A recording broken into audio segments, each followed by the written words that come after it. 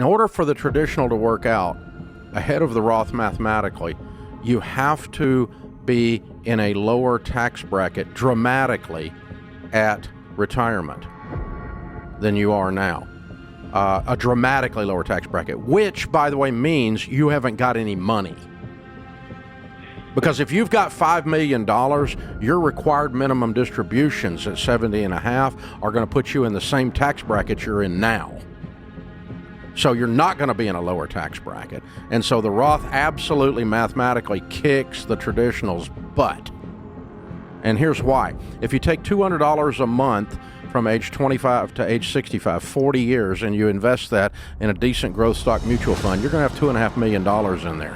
However, only $96,000 of the $2.5 million is actual principal that you put in. So if you did a traditional in that, you would have gotten a tax break on $96,000. You would have not paid taxes yet on $96,000, but you'll pay taxes on the entire $2.5 million as you pull it out. If instead you did this with a Roth, you would pay taxes on the $96,000 and zero taxes on the rest of the $2.5 million. So there's no way that the traditional even comes close to the Roth mathematically. When Roths first came out, they really took the nerd population of financial planners and blew their brains out. I mean, their minds, they just were in a hurricane. They didn't know what to do. And I was one of them. I spent numerous hours crunching numbers trying to figure out this thing. And here's the other interesting thing, George, is when you compare apples to apples, what we would all do in those days is we were trying to do the proper math calculation.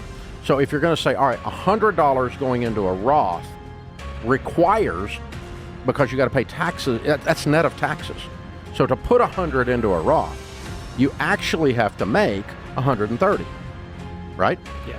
So we would say, all right, 130 going into a traditional or 100 going into a Roth, because that's a correct set of mathematical assumptions for a math nerd.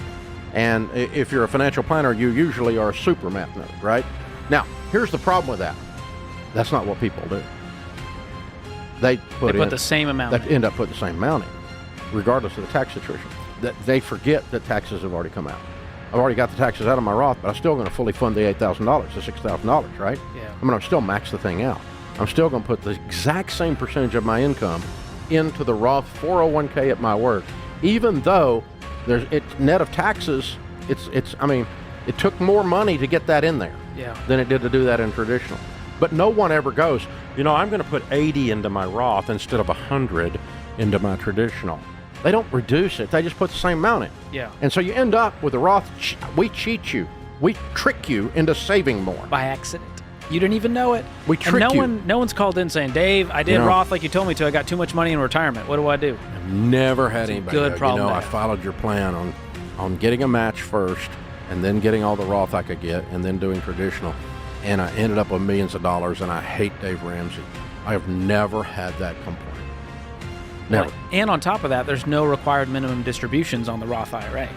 And when I get to retirement, I don't want to be worried about tax brackets and how much income I can withdraw. I just want to live and give like no one else and not have to worry about that. So where you have ended up today, you're getting good advice on the gradual move so as not to bump your tax bracket, because whatever you pull out from under the traditional, move it to the Roth, is not going to be subject to required minimum, and it's going to grow from this point forward tax-free, but you're moving it gradually so as not to bump up a tax bracket, and that's good advice.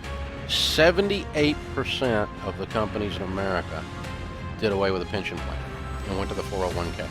The only place you find pensions today, with rare exceptions, is government and union.